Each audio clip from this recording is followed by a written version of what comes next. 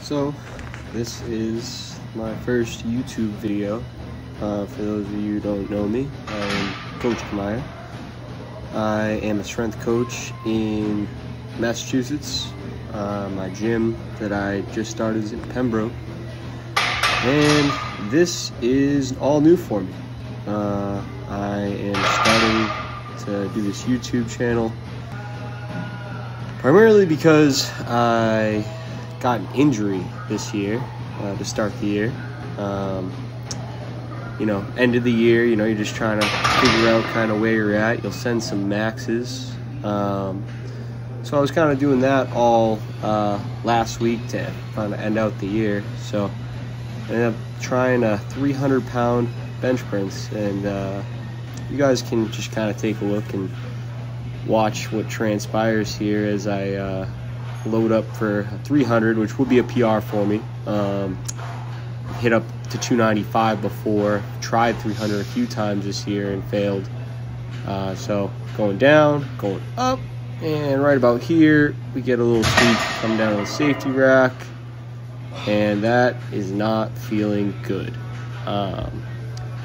So what I suspect is that I tore my pectoral tendon right from the humerus. The only thing that we don't know right now is, the severity of it, whether it is just a grade 1 or grade 2 partial tear or a grade 3 tear, which would be a complete rupture of the pectoral tendon from my humerus.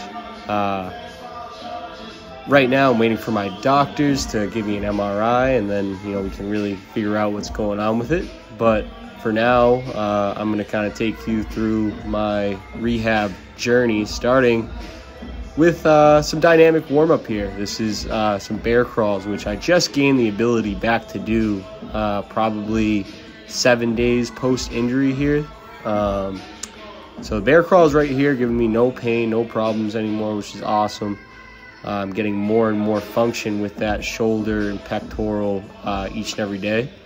The caterpillar walks right here are starting to give me a little pain as I get down into some deeper extension there on the way down my hips. But as I'm crawling up here, this is no problem.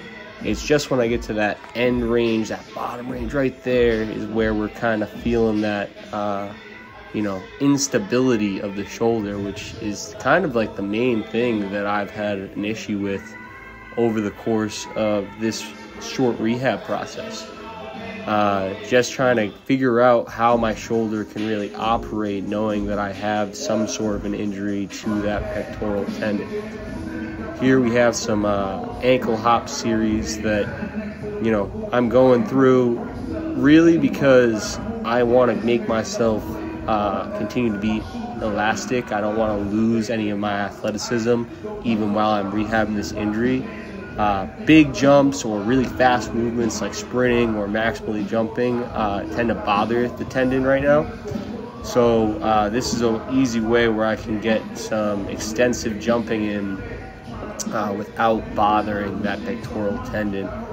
And really the main goal of these hops here is to spring off the ground without letting my heels touch the ground ever, and this will really work that foot and ankle complex, so that way you don't lose any of that bounce, any of that spring in those ankles for when I eventually do go back into some more intensive jumping where I can maximally bring my best outputs to my workouts again. So this is kind of going to be my go-to for maintaining some of that athleticism while I continue to rehab that pectoral injury.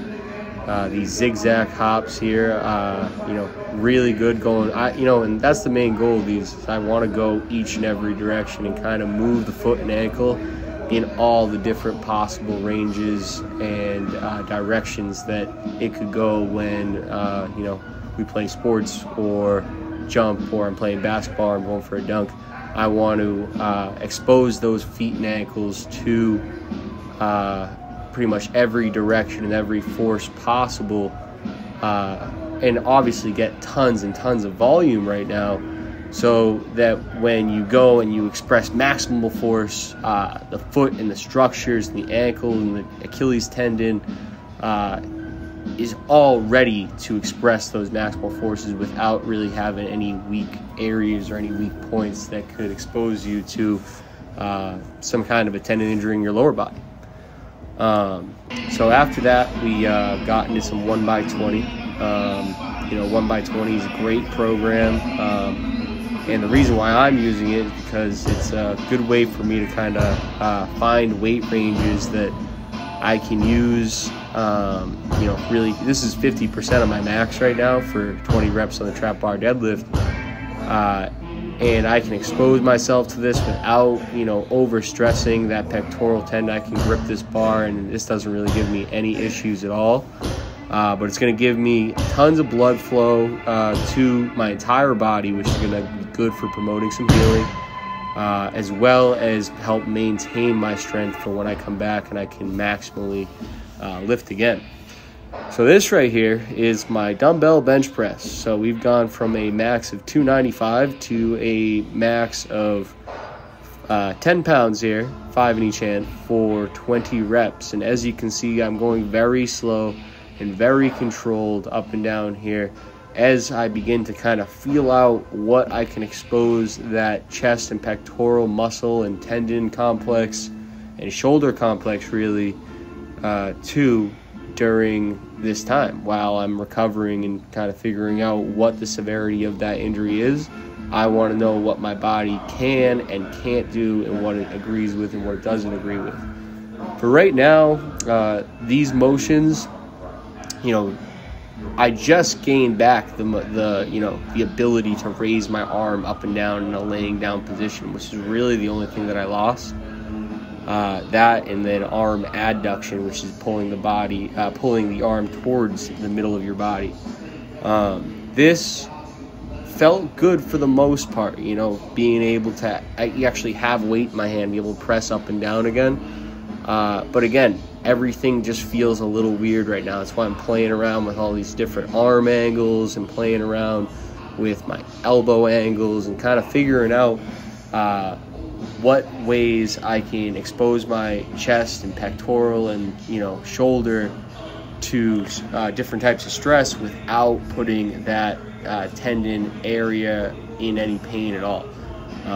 Really the only things that I did feel was when I would be coming out of the bottom here.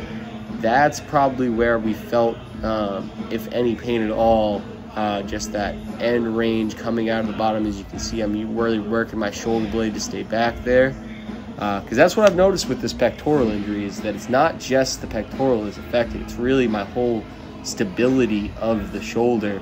As I go up and down through here, I can feel that instability and that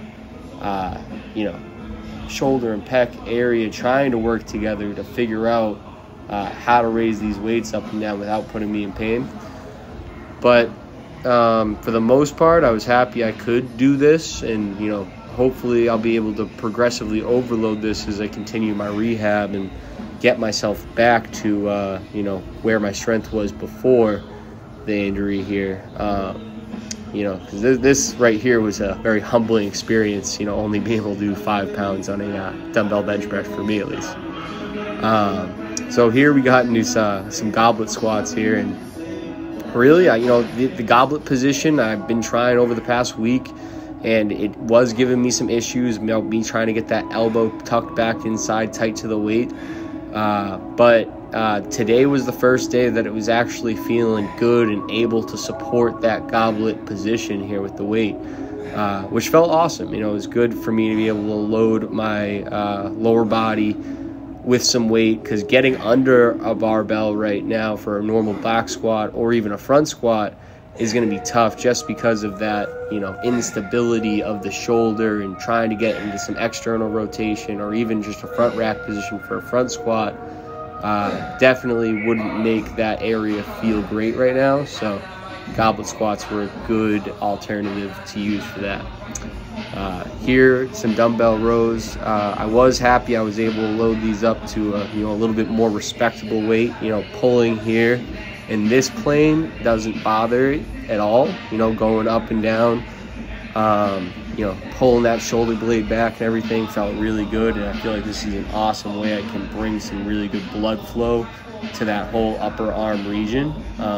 Again, doesn't hurt to go up or down here.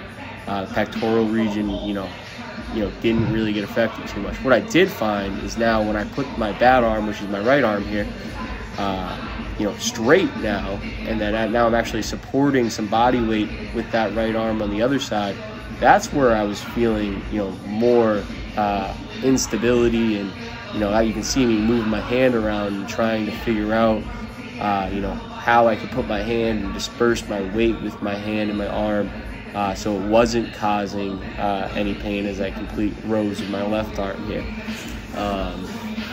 You know, all in all, the pain that I did feel during this, you know, was, you know, very minimal. We're talking maybe like a 3 or a 4 out of 10 at max, but not too bad at all. Able to get some upper body work there.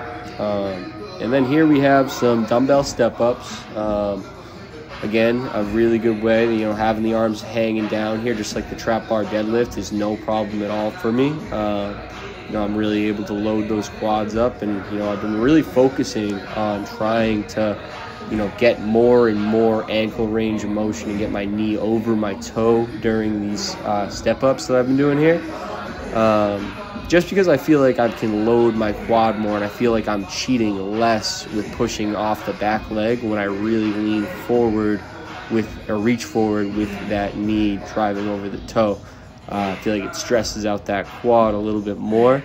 Other things that I really focus on while I do these step ups here are, you know, trying to dig my toes in the ground as I come up and down, and really focusing on a good solid glute squeeze when I get to the top, which is something I learned from Cal Dietz, teaching, you know, all of his athletes to dig the big toe in the ground, because it helps kind of, you know, create that pathway for your brain to fire the glute a little bit more effectively.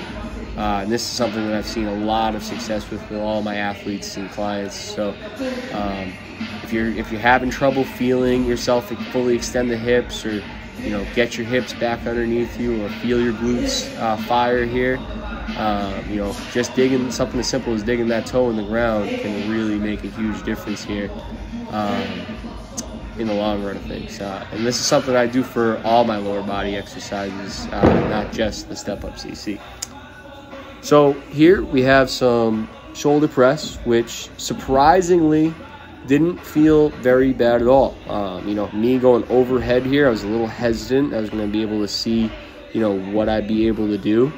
I still chose to keep the weights light here because, you know, obviously we don't know the severity of the injury yet. I want to keep it light. I want to get some blood flow, but I don't want to over stress any tendon or any, you know, musculature that might be damaged from the injury. So here we have some 8-pound weights. Again, very humbling for me. You know, just really working on, you know, the back half and, like, you know, the eccentric motion here, and me pulling my scaps down as the weights come down towards my shoulders, and really finishing and completing every range of motion. So that way I'm exposing my body to these ranges of motion under load. Even though the weight isn't a lot, you know, if you really focus on all those intrinsic, you know, shoulder muscles and, you know, back muscles and thoracic spine muscles, you know, you can really get a good pump and a good blood flow, despite having a lot of weight. And then here is one of my personal favorites, is a 45-degree glute ham raise. You know, again, you know, I focus on digging my toes in the ground for this. Right into the back of the platform. I really, you know, I was hoping I'd be able to get into the Zercher position with my injury, and luckily it doesn't cause any issues at all being in the Zercher position. But I will say that these things always tend to get a good burn towards the end here, okay? You know, doing 20 reps with, you know, 50 pounds in the hands, you know, really good stress on the hammies and glutes there. So again, another humbling one here with the pull-up here. I don't remember the last time I've had to use some band assistance on pull-ups, you know, let alone you know, an orange band, you know, I was able to get 5 or 6 reps with, and then I really felt like I was stressing that, you know, pectoral and, you know, shoulder a little too much. So I went back over and I grabbed a light green band, just, you know, something a little bit more that I could throw on, just to give me a little bit more confidence going up and down with these pull-ups here. You know, normally you guys will see me on Instagram, you know, loading my pull-ups up, you know, with like 45-pound plates and trying to, you know, really, you know, make this a strength exercise, where a lot of people, you know, make pull-ups a volume exercise. You know, normally I'd be able to bang out 20 pull-ups body weight at the very least, but, you know, with the pectoral and the shoulder being unstable, and, you know, us not knowing kind of the severity of my injury, I thought, you know, doing the band assistance was, you know, safe and, you know, a good way for me to, again, you know, achieve some blood flow, and hopefully promote some healing to the areas of my upper body right now, while still giving my back enough stress, so I can maintain some strength. You know, moving on here, we have some bicep curls, and, you know, that is the crazy part of, you know, learning about this pectoral tendon injury, is me learning that the, you know, pectoral tendon actually inserts right at the top of the biceps, you know, so right on the humerus. So if you can see my right arm here, this was cool for me to, you know, visualize and see, because now I can really notice that that right arm is hanging down a little bit and definitely compensating with those scaps in the back, and like that's where that stability stuff is coming into. It's stuff that I'm not even noticing while I'm doing these curls here. Again, keeping the weights light, just 8 pounds, just trying to get a, you know, some sort of a pump and some sort of a blood flow in there. Now, these didn't cause me any pain or anything, but definitely feeling, you know, not as strong with my bicep curls I normally would. You know, normally for 20 reps, I would think I could get, you know, something in that, you know, 25 to 30 range in one set, but, you know, obviously gonna keep it light here as we, you know, figure out what we can and can't do. But yeah, you know, this has definitely come a long way from just the last 10 days of me, you know, recovering, you know, being able to get some blood flow in there, you know, where that's where most of my like injury and swelling was occurring, was, you know, the top of my humerus and bicep right there. Here we have some tibialis raises. Nothing really special about these. You know, they're just a really good way to help, you know, progress those tibialis in the front of your legs. Super important for athletes, you know, to help develop those anterior tibialis. So that way you're always, you know, training those decelerators of the knee, you know, especially when you're, you know, playing sports like football or basketball or whatever, where you're forced to make quick and sharp cuts and decelerations, you know, at any given moment in the field. You want to make sure that a muscle like this is strong, so it helps will protect, you know, that knee from some of the forces sustained during those movements. Here we have some tricep pushdowns. Again, just using a red band here, a thin red band, trying to get some blood flow into those. And surprisingly, these felt good. I thought, you know, the pressing motion here might bother me, but, you know, this really, you know, I thought I could have gone with a heavier band here. No problems, no pain. Was able to get some good blood flow into the triceps. Didn't feel like I was compensating too much with my, you know, my shoulder or anything on these. So all in all, the triceps felt good here, and, you know, hopefully I'll be able to progress this a little bit more next time with some more resistance, so that way we can really maintain a lot of that tricep strength from before. And this right here is just, you know, kind of me figuring out, you know, the range of motion that I'm okay with right now. And, you know, this doesn't seem like much, me just raising my arms off the ground from the floor, but I was not able to do this for the past 10 days. So this is progress right here, guys. You know, me to be able to just do that.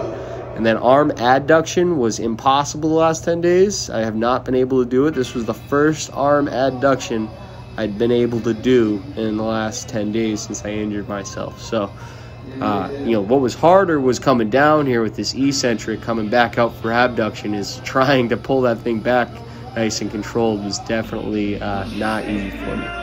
And And as we examine, you know, that, region where I hurt, you can still see some bruising is evident, not as bad as it was when it first happened. In comparison, there's the other side, obviously no bruising, no injury on this side, but if we go back to this side, we can definitely see some of that bruising that I initially got when the injury first happened. But that does it for the first video, guys. I'm going to continue to update this as I go along with my rehabilitation process, as we gain more information about the actual severity of the injury. Hopefully you guys can keep following along, and you know, if you haven't already, just like and subscribe to the channel, and you know, we'll keep continuing making at least one of these videos each week this year. Thank you. Peace out.